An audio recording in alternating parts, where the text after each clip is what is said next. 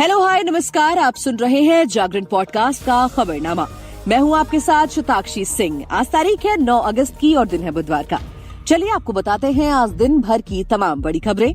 आज खबरनामा में बात करेंगे उस फ्लाइंग किस की जिसको लेकर स्मृति ईरानी और राहुल गांधी में जमकर बहसबाजी हुई। इसके अलावा केजरीवाल ने इंडिया सांसदों को एक चिट्ठी लिखी है जिसमें उन्होंने दिल्ली सर्विस बिल का विरोध करने के लिए धन्यवाद जताया है। वहीं पीएम मोदी ने आज भारत छोड़ो आंदोलन दिवस पर देश के नाम एक मैसेज दिया, उसके बारे में भी जिक्र करेंगे। साथ ही ज्ञानवापी सर्वे के खिलाफ एक बार फिर से याचिका दायर हो गई है, इस पर भी चर्चा करेंगे। वहीं इमरान खान की गिरफ्तारी के बाद जो भी तोशाखाना गिफ्ट है उनको नीलाम किया जाएगा, उस रकम का क्या होगा इसके बारे में भी आज खबरनामा में चर्चा होगी। साथ ही आपको miss universe Indonesia sex scandal के बारे में भी बताएंगे जिसको लेकर 6 कंटेस्टेंट्स ने ऑर्गेनाइजर्स पर आरोप लगाए हैं। वहीं चंद्रयान के बारे में भी बात करेंगे जिसने दूसरी बार अपनी कक्षा घटाई है। साथ ही जेएनयू की पहली मेरिट लिस्ट आज जारी हो सकती है, उस पर भी चर्चा करेंगे। वहीं सलमान खान स्टारर बॉडीगार्ड के डायरेक्टर हैं सिद्दीकी, उनका निधन हो गया है, उसके बारे में भी चर्चा करेंगे। वहीं इंडिया ने तीसरा T20 वेस्टइंडीज के खिलाफ जीत लिया है, उसके बारे में भी आपको बताएंगे। तो चलिए अब विस्तार से खबरें जान लेते हैं। देखिए, लोकसभा में बुधवार को अविश्वास प्रस्ताव पर चर्चा के दौरान राहुल गांधी के भाषण के बाद एक नया विवाद पैदा हो गया। भाजपा सांसद स्मृति ईरानी ने राहुल पर संसद में फ्लाइंग किस देने का आरोप लगाया। स्मृति ईरानी ने कहा कि मैं इस बात पर आपत्ति जाहिर करना चाहती हूं जिनको आज मुझसे पहले बोलने का अधिकार दिया गया। उन्होंने जाते जाते एक अभद्र लक्षण के दर्शन दिए। ये केवल एक अभद्र व्यक्ति ही हो सकता है जो सदन में संसद की महिला सदस्यों के रहते हुए फ्लाइंग किस दे सकता है। ऐसे गरिमा विहीन आचरण को इस देश के सदन में कभी नहीं देखा गया। ये उस खानदान के लक्षण है, ये आज देश को पता चल गया। अविश्वास प्रस्ताव के दूसरे दिन आज सबसे पहले राहुल गांधी ने भाषण की शुरुआत की। उन्होंने मणिपुर पर भारत माता की हत्या वाली बात कही जिस पर सत्ता पक्ष ने जमकर विरोध जताया। स्मृति ईरानी उसके बाद बोलने के लिए खड़ी हुई। उन्होंने कांग्रेस नेता राहुल गांधी को घेरा। इसी दौरान उन्होंने फ्लाइंग किस वाली बात का भी जिक्र किया। वहीं अरविंद केजरीवाल ने दिल्ली सर्विस बिल पर आम आदमी पार्टी का समर्थन करने वाले विपक्षी सांसदों को चिट्ठी लिखी है। केजरीवाल ने चिट्ठी के जरिए विपक्षी गठबंधन इंडिया के सांसदों को धन्यवाद दिया है। उन्होंने खासकर पूर्व प्रधानमंत्री डॉक्टर मनमोहन सिंह और जेएमएम सुप्रीमो शिबू सोरेन का आभार व्यक्त किया।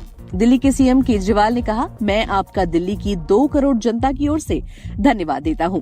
आपने government of national capital territory of Delhi bill 2023 के खिलाफ वोट दिया है।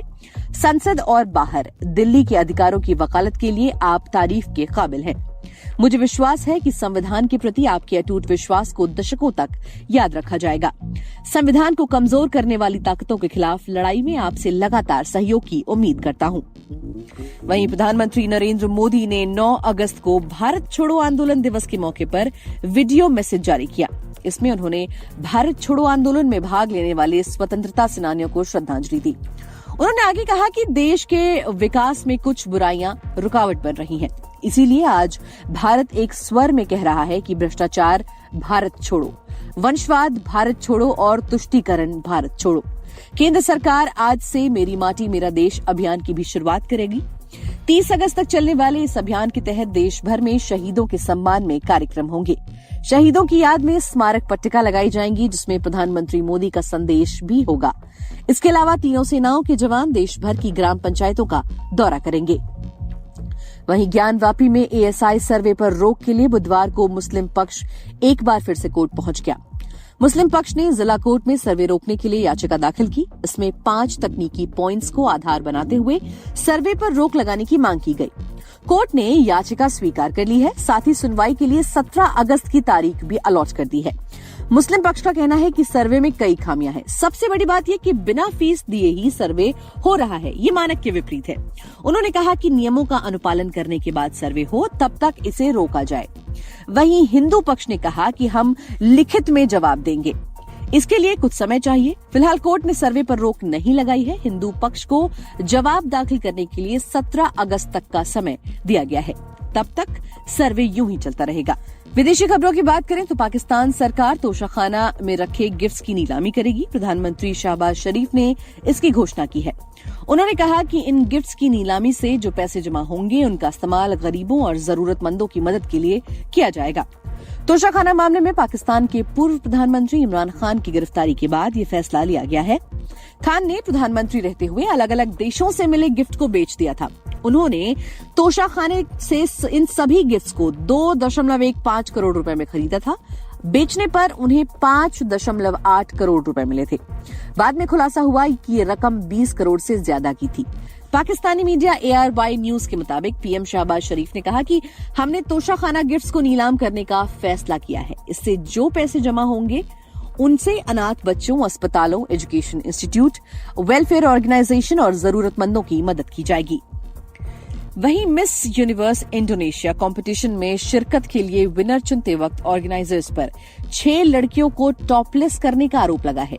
विक्टिम ने एकजुट होकर पुलिस और फेडरल इन्वेस्टिगेशन एजेंसी के पास इसकी शिकायत दर्ज कराई है। पुलिस ने भी माना है कि उसे इस घटना से जुड़े कुछ सबूत मिल चुके हैं और जांच तेजी से की जा रही है। ये ब्यूटी पेजेंट राजधानी जकार्ता में 29 जुलाई से 3 अगस्त के बीच कराया गया था। इसमें हिस्सा लेने वाली 6 लड़कियों का आरोप है कि उन्हें एक अलग कमरे में ले जाया गया और वहां से 20 लोगों के सामने टॉपलेस होने को कहा गया।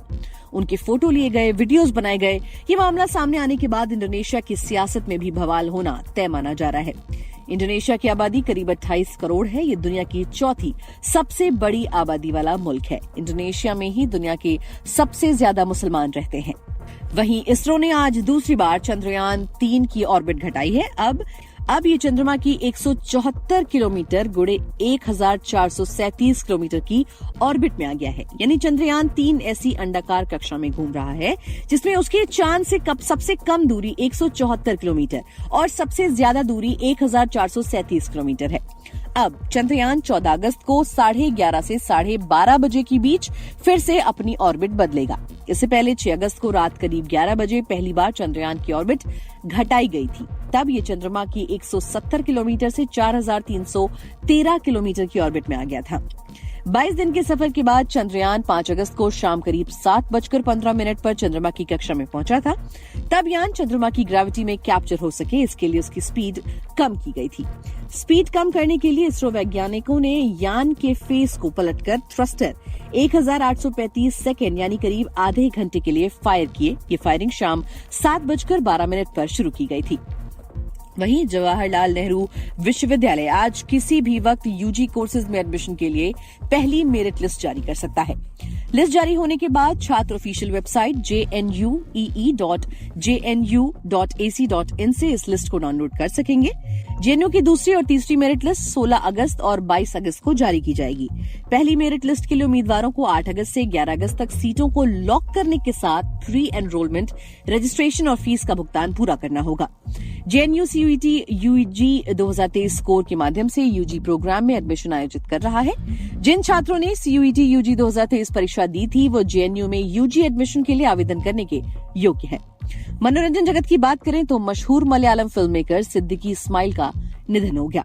63 साल के सिद्दीकी पहले महीने कोची के अमृता हॉस्पिटल में एडमिट हुए थे। यहां उनका लिवर ट्रीटमेंट चल रहा था। इसी दौरान मंगलवार शाम उन्हें हार्ट अटैक आ गया।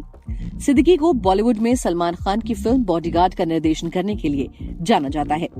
सिद्दीकी का पार्थिव शरीर बुधवार सुबह 11:30 बजे तक अंतिम दर्शन के लिए कांदवंथरा के राजीव गांधी इंडोर स्टेडियम में रखा गया था। उनका अंतिम संस्कार बुधवार शाम 6 बजे किया जा चुका है। खेल जगत की बात करें तो भारत ने वेस्टइंडीज के खिलाफ टी20 सीरीज में वापसी के संकेत दिए हैं। टीम ने तीसरा टी20 मुकाबला 7 विकेट से जीत लिया है। कप्तान हार्दिक पांड्या ने टीम को 6 मारकर जिताया। इस जीत के बाद सीरीज का स्कोर 2-1 हो गया। सीरीज का चौथा मुकाबला 12 अगस्त को अमेरिका के फ्लोरिडा शहर में खेला जाएगा। गुयाना के प्रोविडेंस स्टेडियम में वेस्टइंडीज ने टॉस जीतकर पहले बल्लेबाजी करते हुए 20 ओवर में 5 विकेट पर 159 रन बनाए। 161 रन का टारगेट भारतीय टीम ने सूर्य कुमार यादव और तिलक वर्मा की पारियों के सहारे 17.5 ओवर में 3 विकेट खोकर हासिल कर लिया। दोस्तों, आज से सीधे एक हफ्ते बाद 15 अगस्त को आजादी की 77वीं सालगिरह मनाई जाएगी। उस वक्त हम देशभक्ति की भावना अपने दिल में जगाए तिरंगा लहराएंगे। उस दिन दिल में एक अजीब सी उमंग होगी और सुकून का एहसास होता है। लेकिन कभी आपने सोचा है कि आज जिस खुले आसमान में हम चैन की सांस ले रहे हैं वो एक वक्त गुलामी के बादल से ढका हुआ था। भारत की आजादी में एक दौर ऐसा था जब भारतीयों को अंदाजा भी नहीं था कि उन्हें आजादी की जरूरत है। लेकिन फिर एक दौर ऐसा भी आया जब कई योद्धाओं और वीरांगनाओं ने आजादी की जंग छेड़ी और भारतवासियों को महसूस कराया कि उन्हें आजादी की जरूरत है। तो कल से हम खबरनामा का एक खास सेगमेंट लाएंगे जिसमें हम आपको उस दौर से आजादी के समय तक की पूरी कहानी सुनाएंगे। साथ ही आपको उन योद्धाओं और वीरांगनाओं के बारे में भी बताएंगे जिन्होंने आजादी में योगदान दिया। तब तक के लिए अपना ध्यान रखिए और देश और दुनिया की सभी जरूरी खबरें जानने के लिए सुनते रहिए जागरण खबरनामा।